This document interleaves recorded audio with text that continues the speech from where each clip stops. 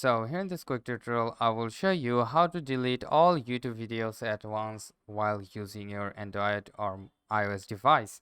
So for that reason, first of all, open up any of the browser on your mobile phone and then simply go and type on the URL that studio.youtube.com like this, and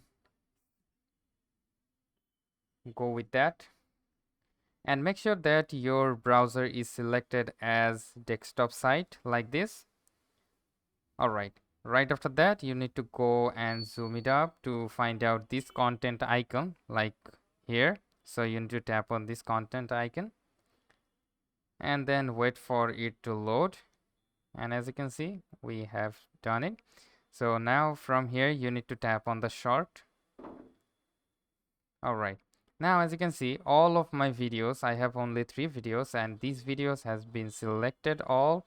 Now from here we need to go and select the more actions option, then you will find out actually the delete forever. So you need to tap on that, and then once again you need to tap on this option, I understand, and simply go with the delete forever, and this will delete up all your YouTube videos at once while using your mobile phone.